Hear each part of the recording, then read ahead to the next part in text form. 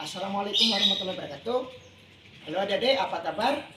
Sebelumnya kami dari kelompok 1 PGSD kelas 2C ingin mempresentasikan atau menyampaikan materi. Sebelum kita jauh ke sana, alangkah baiknya kita perkenalan dulu ya.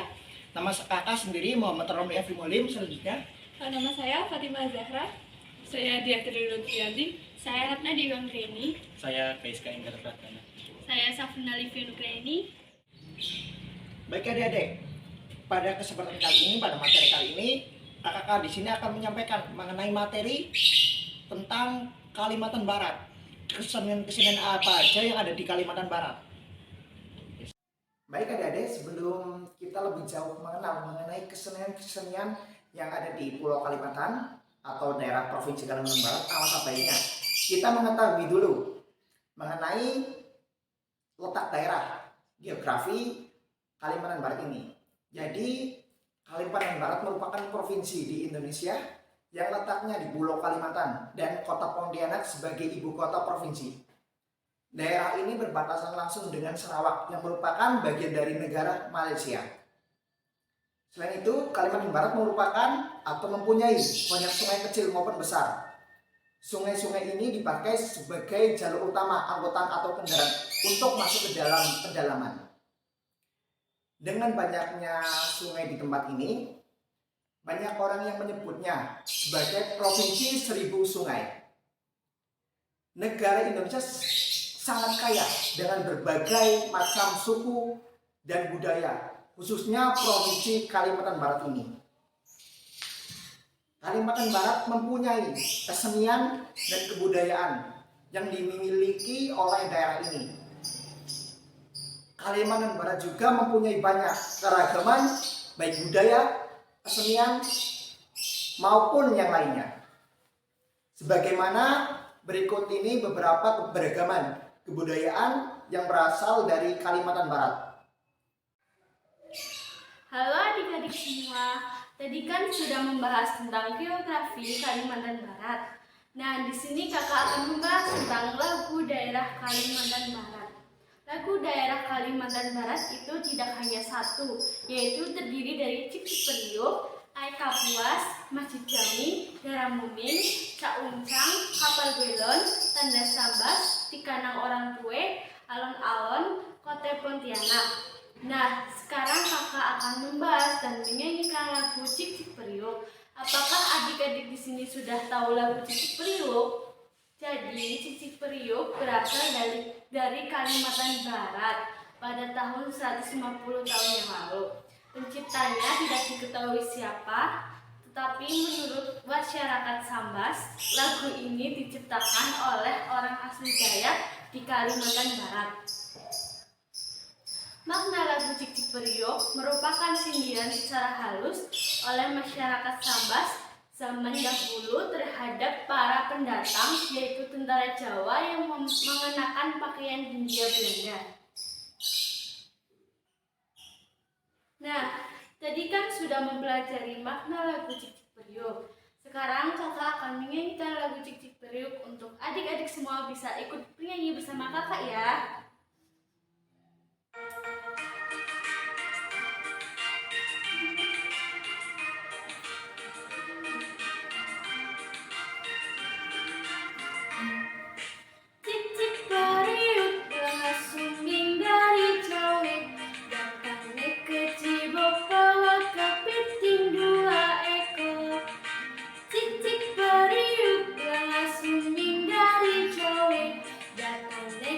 Cicik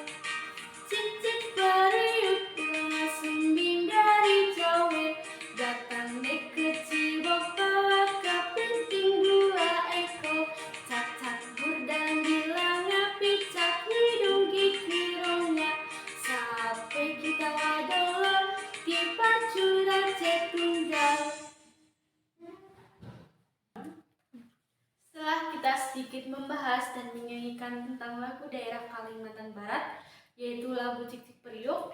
Selanjutnya adik-adik akan mempelajari alat musik yang akan disampaikan oleh Kak Fatimah Az-Zahra. Assalamualaikum warahmatullahi wabarakatuh. Halo teman-teman, apa kabarnya hari ini? Alhamdulillah semuanya baik. Pada pertemuan sebelumnya, kita telah membahas tentang lagu daerah dari Kalimantan Barat. Coba, siapa yang di sini masih ingat judul lagu dari Kalimantan Barat? Yang bisa unjuk jari ya. Ya, kamu. Ya benar, 100 buat kamu. Kali ini kita akan membahas tentang kebudayaan dari Kalimantan Barat, yaitu alat musik tradisional. Coba teman-teman ada yang bisa menyebutkan contoh dari alat musik tradisional dari Kalimantan Barat? Ya, kamu? Benar. Ada lagi yang bisa menyebutkan? Kamu? Ya, benar. Kalimantan Barat memiliki banyak sekali ragam jenis alat musik tradisional, seperti alat musik kolakung, alat musik siotong, alat musik sape, alat musik senggayu, dan masih banyak lagi. Namun, kali ini kita akan membahas alat musik sape. Teman-teman, ada yang tahu tidak bentuk alat musik sape itu seperti apa dan bagaimana cara memainkannya? Alat musik sape berasal dari kata sape atau sampe, yang artinya memetik dengan jari, dan termasuk alat musik petik, sehingga cara memainkannya dengan cara dipetik.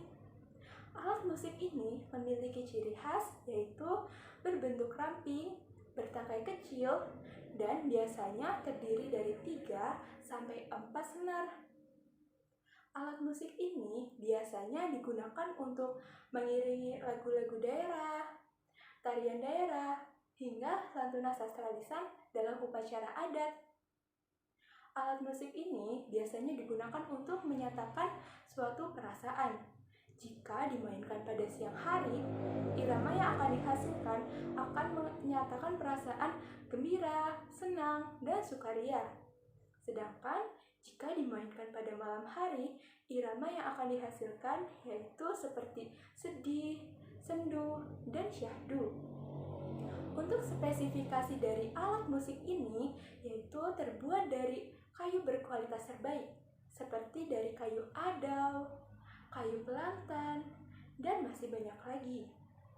Pada bagian senar atau dawai terbuat dari pohon aren atau terbuat dari plastik. Pada ujung bagian sape ini terdapat ukiran berbentuk seekor naga atau seekor burung enggang. Seekor hewan ini yang dianggap sakral oleh masyarakat Kalimantan Barat. Sedangkan pada bagian sape ini terdapat ornamen khas dari Kalimantan Barat. Teman-teman, kita sebagai generasi penerus bangsa, kita harus senantiasa melestarikan dan menjaga kebudayaan yang ada di Indonesia agar tidak hilang oleh perkembangan zaman. Teman-teman, sekian pertemuan pembelajaran tentang alat musik tradisional dari Kalimantan Barat, dan alhamdulillah teman-teman telah mengikuti pembelajaran ini dengan baik dan semangat. Pesan saya, teman-teman harus rajin belajar dan tetap semangat untuk menuntut ilmu. Terima kasih telah mengikuti pembelajaran hari ini. Sampai ketemu pada pertemuan berikutnya. Terima kasih. Wassalamualaikum warahmatullahi wabarakatuh.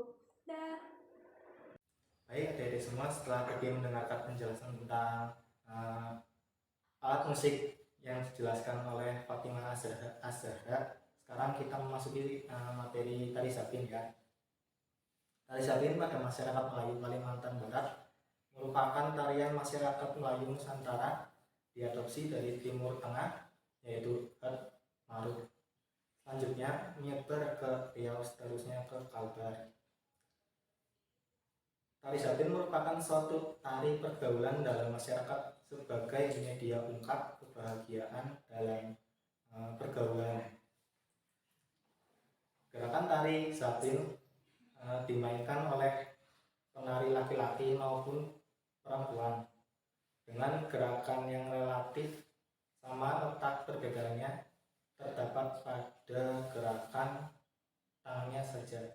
Pola tarian ini sangat sederhana dengan pengulangan secara berkesinambungan. Gerakan tari Sapin berasal dari inspirasi kegiatan manusia dengan alam atau lingkungan.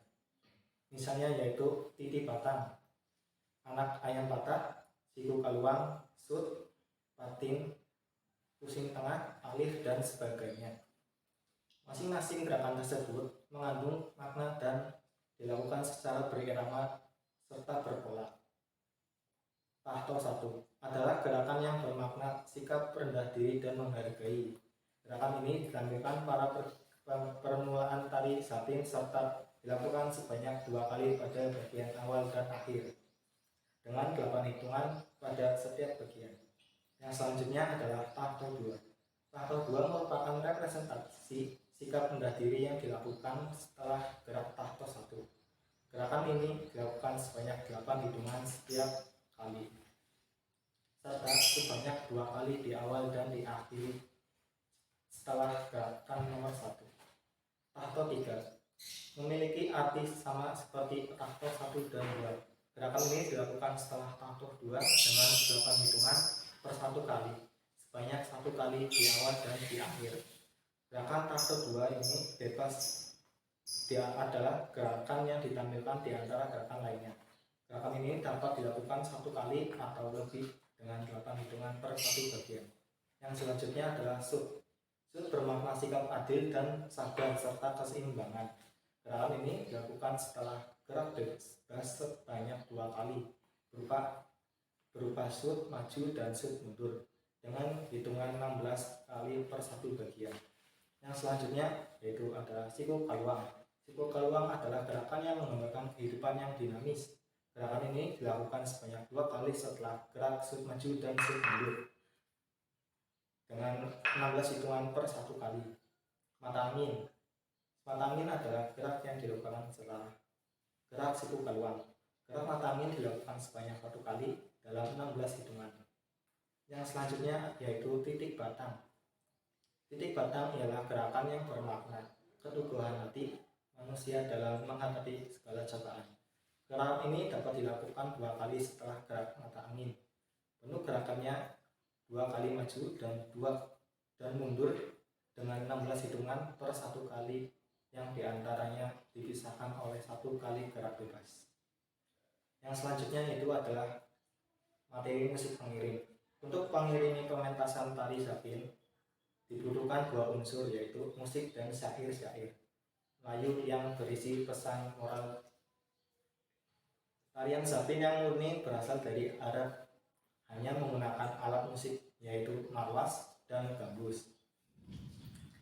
Sedangkan tarian Sapin yang mengalami akulturasi dengan budaya Melayu atau bisa disebut dengan Sapin Melayu ditampilkan dengan iringan alat musik lebih beragam seperti rebana, akordeon, gendus, marwas, gitar, serta gendang.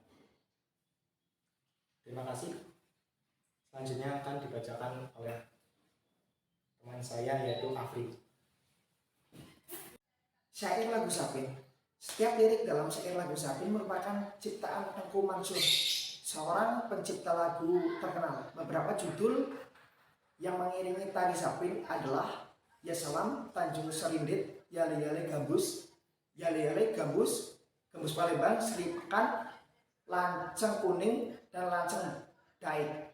Sebelum lagu-lagu tersebut populer, tari Sapin biasanya diiringi oleh syair lama yang memiliki makna mendalam seperti Bismillah, Ulut Hitam, Anak Ayam Patah, Sapin Asli, Gendang Rebana, Lanceng Balai, Saying Sarawak, dan lain sebagainya. Selanjutnya mengenai tata panggung. Sebelum tahun 1960-an, tari ini hanya boleh dilakukan oleh penari pria secara berkelompok. Sebab apa? Pada masa tersebut terdapat larangan bahwasanya wanita dilarang tampil di muka umum.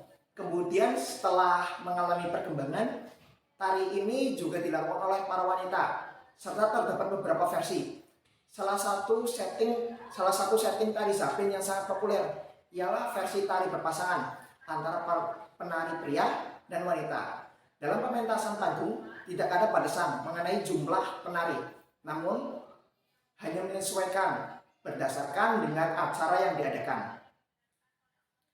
Selanjutnya yakni mengenai rias dan busana. Agar menampilkan performa yang terbaik, penari pria maupun wanita akan dirias demikian rupa.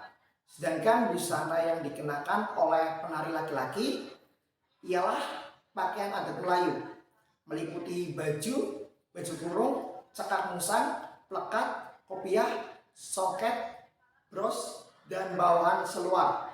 Sementara itu, penari perempuan mengenakan baju khas Melayu, meliputi baju kurung labu, selendang tudung manto, kain samping, serta kain songket. Selain itu, tidak lupa pula aksesoris seperti kalung, anting, hias kembang goyang, dan lain sebagainya.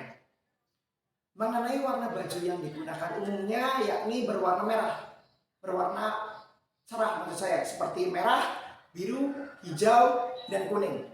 Kostum penari Zapin juga mendapatkan pengaruh model Islami. Fungsinya yakni adalah untuk menutup tubuh, memperjelas ruang gerak, mempertegas identitas tari, tidak mengganggu gerakan, serta memberikan nilai estetika. Nilai kesopanan juga ditampilkan dalam setiap pementasan tari Zapin.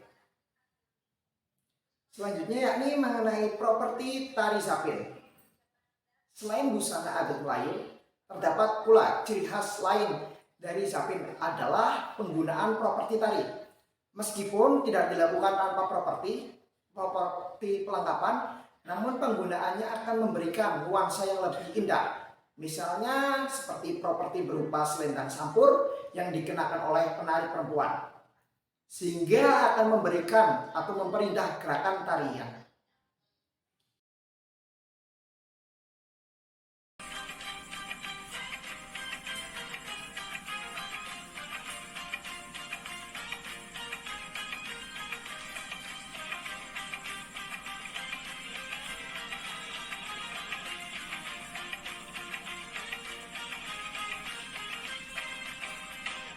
Indah tersusun, tangan dihayun, kaki melangkah, mengikut rentah, cantik dan anggun, senyum menguntung, gadis Melayu, rancak bertanda,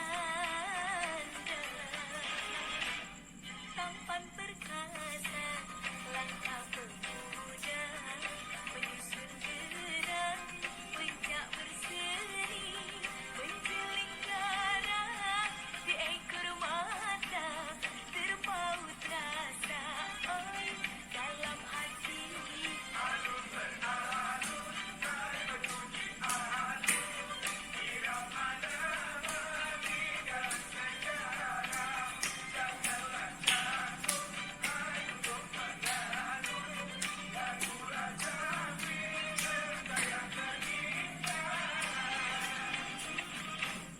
Kilau bersinar, emas suasa, di jari manis, elok letaknya. Walau dunia terbelah dua, seri ibunda tetap dijaga. Cari yang buruk, kita elokkan, cari yang elok, oi, dikembangkan. Berdetam dentam dentum, hoi, tingkah rupanya, beralun-alun merdu, hoi, irama lagu, berderap-derap bunyi, hoi, kaki melangkah, terpasang-pasang tari, hoi, geraknya tari, menari-menarilah tarian Melayu, menari-menarilah. Baik adik-adik, terima kasih. Materi selanjutnya tentang rumah adat akan dijelaskan atau diterangkan oleh teman kakak, yaitu Diah Lutfianti. Terima kasih. Wassalamualaikum warahmatullahi wabarakatuh. Hai, di video sebelumnya kita sudah membahas tentang tari tradisional Kalimantan Barat. Selanjutnya, kakak akan mengajak adik-adik semua membahas tentang pakaian adat Kalimantan Barat. Diperhatikan ya agar adik-adik paham apa yang disampaikan oleh kakak. Oke, kita langsung saja masuk ke pembahasan ya. Di Kalimantan Barat ada pakaian adat khas yang digunakan oleh suku Dayak. Untuk pakaian laki-laki bernama King Baba. Editor, tolong dong tampilin gambar King Baba. Oke, terima kasih Kak Editor. Nah, untuk pakaian adat perempuan bernama King Bibinge. Kak Editor, tolong dong tampilin gambar King Bibinge-nya lagi. Terima kasih. Pakaian adat King Baba berbentuk seperti rompi yang menggunakan kain khas yang terbuat dari kulit kayu kapuo serta dihiasi manik-manik berwarna jingga dan merah. Sedangkan untuk pakaian adat King Bibinge terbuat dari bahan yang sama, tapi menutupi hingga bagian dada dan pundak. Pakaian adat tersebut sudah dipakai secara turun-temurun dan menjadi identitas masyarakat Dayak. Hingga sekarang, pakaian adat tersebut masih terus dipergunakan dalam berbagai kegiatan, seperti upacara sosial atau keagamaan masyarakat. Kemudian, King Baba dikenal sebagai baju perang suku Dayak. Pakaian ini juga dikenakan bersama dengan ikat kepala yang terbuat dari bulu burung unggang gading yang memiliki warna yang indah. Tidak hanya itu saja, tapi juga memakai senjata tradisional Kalimantan Barat bernama mandau. Untuk pakaian adat perempuan, King Bibinge dalam pemakaiannya mengenakan hiasan manik-manik, di mana susunannya dibuat dengan rapi dan cantik.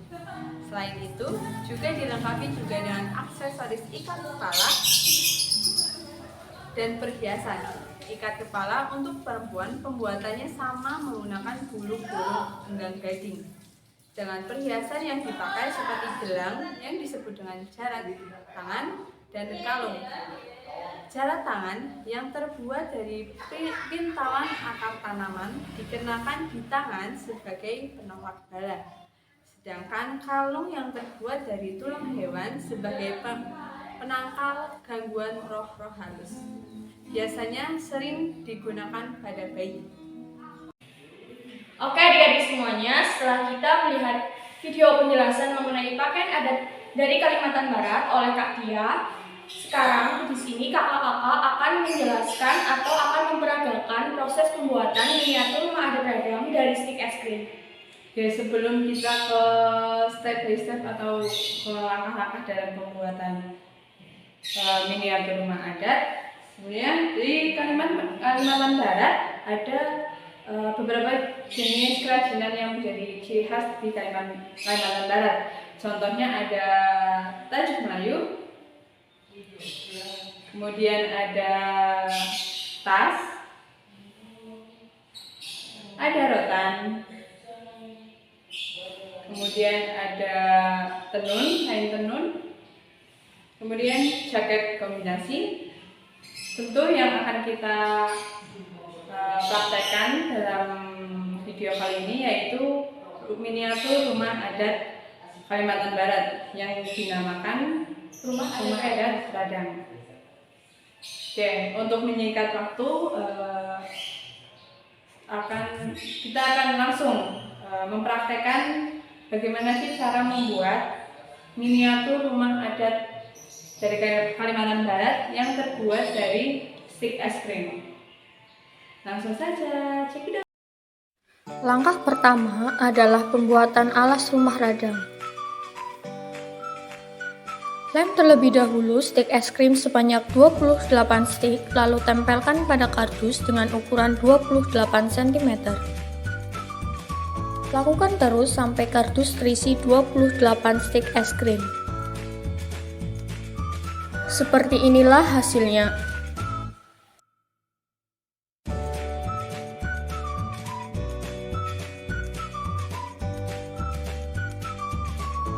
Membuat penyangga rumah radang. Tempelkan potongan kayu pada sisi belakang kardus sebanyak 10 batang kayu.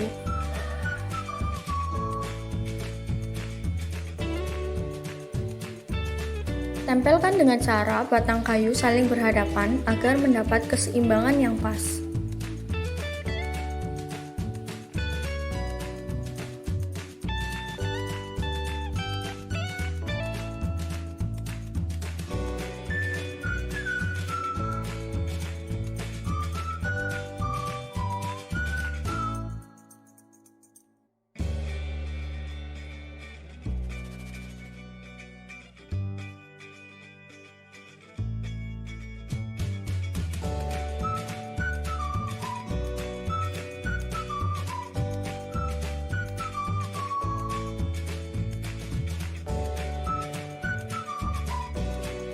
Setelah tertempel semua, seperti inilah hasilnya. Langkah selanjutnya yaitu membuat dinding rumah radang.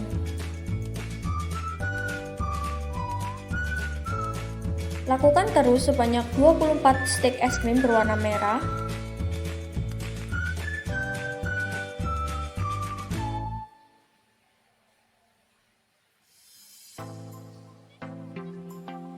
Dan 7 stik berwarna putih untuk memperkokoh dinding. Lakukan hal serupa dengan 12 buah stik merah.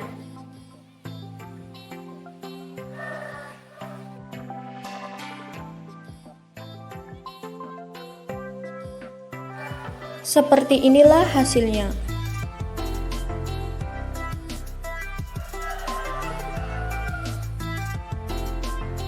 Sembari menunggu dinding rumah radang kering,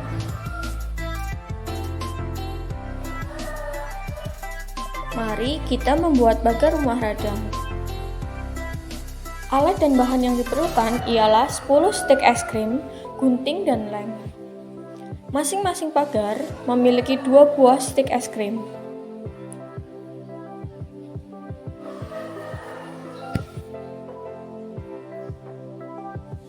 Tempelkan stik hitam berukuran kecil yang berfungsi untuk mempererat stik es krim. Jumlah stik kecil hitam yaitu 10. Lakukan terus hingga stik berukuran kecil terpasang semua.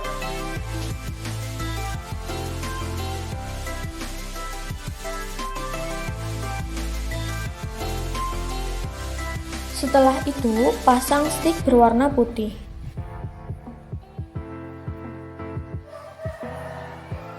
Tempelkan menggunakan lem kayu agar stik es krim bisa menempel dengan erat.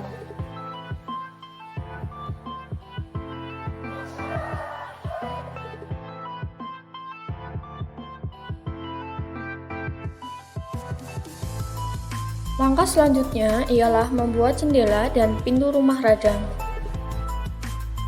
Membutuhkan 5 buah stik berwarna putih lalu dipotong menjadi 2 bagian.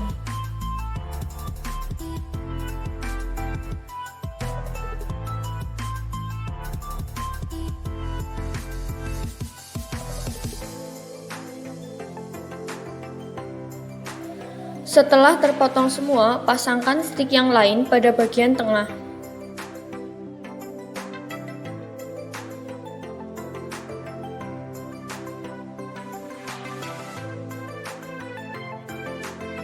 Lakukan hal serupa hingga sebanyak 5 buah jendela.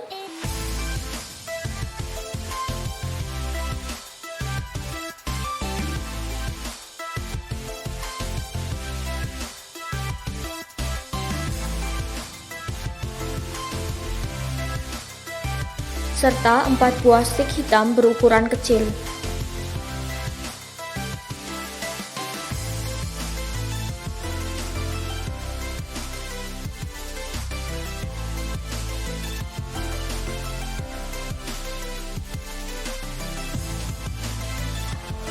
Lalu tempelkan pada sisi samping jendela.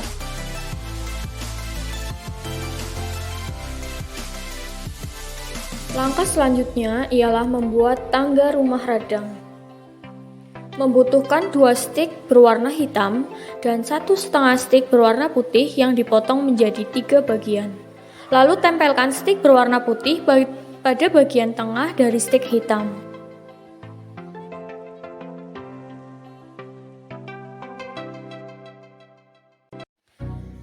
Langkah selanjutnya ialah membuat atap rumah.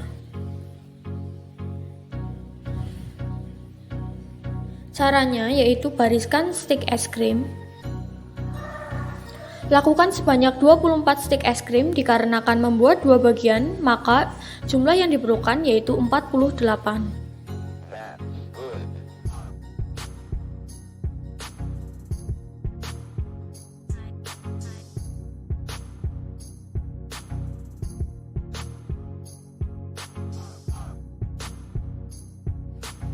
Lalu, tempelkan juga stik pada sisi dalam atap untuk mempererat atap sebanyak 5 buah stik.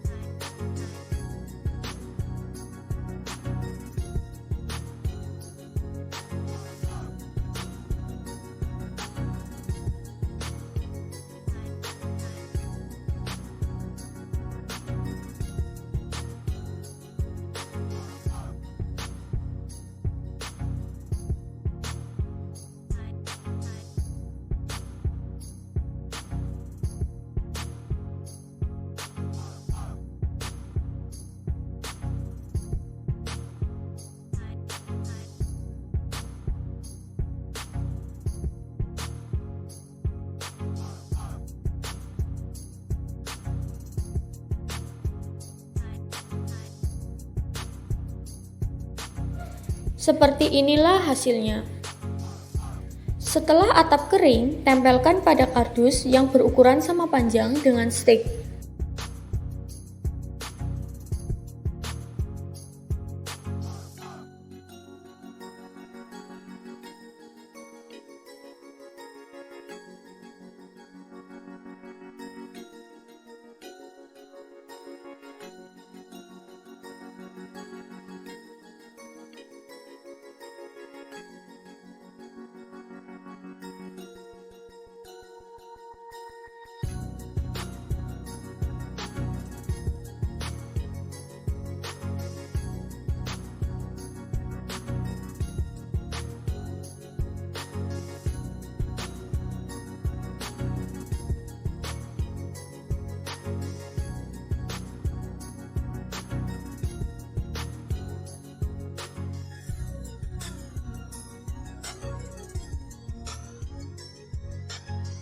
Setelah tertempel, tunggu hingga kering.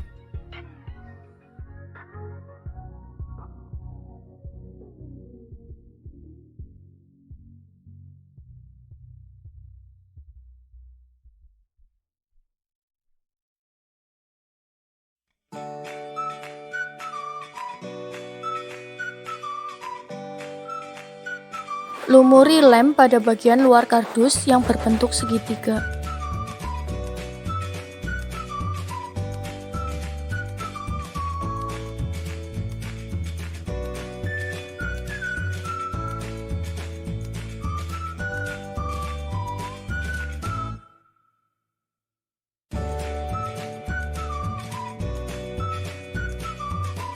Lumuri juga bagian bawah kardus agar bisa menempel dengan sempurna.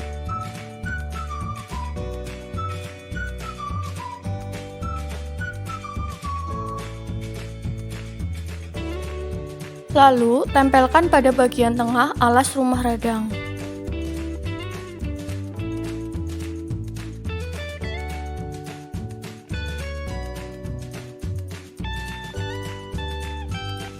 Lakukan hal serupa pada semua pemasangan dinding rumah.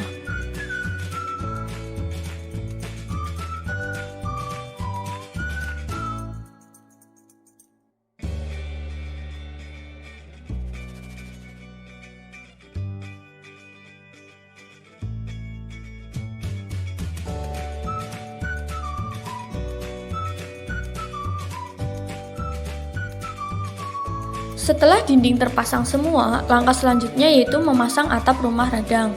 Caranya mudah, yaitu hanya diletakkan pada dinding rumah radang.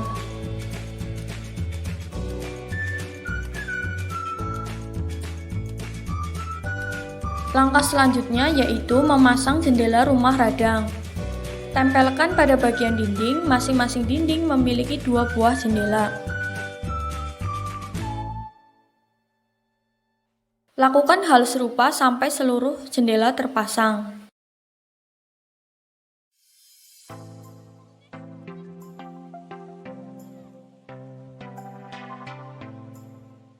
Setelah itu, pasang pagar menggunakan lem. Lakukan hal serupa pada seluruh pemasangan pagar. Setelah seluruh bagian terpasang, seperti inilah hasilnya.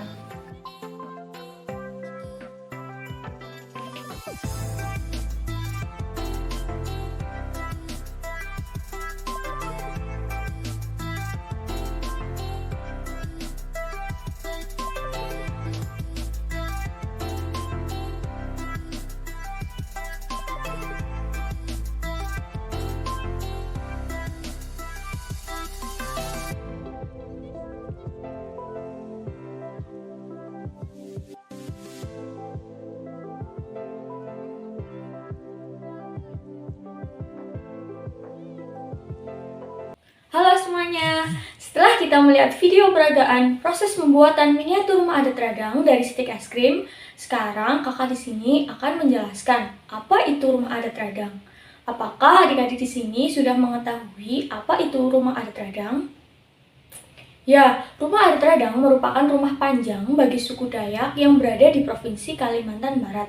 Rumah radang ini memiliki panjang 138 meter dengan tinggi 7 meter dan dapat menampung sekitar 600 orang. Dan seperti inilah gambar dari rumah adat radang. Rumah adat radang juga memiliki filosofi yang menggambarkan kebersamaan dan toleransi dari setiap anggota keluarga.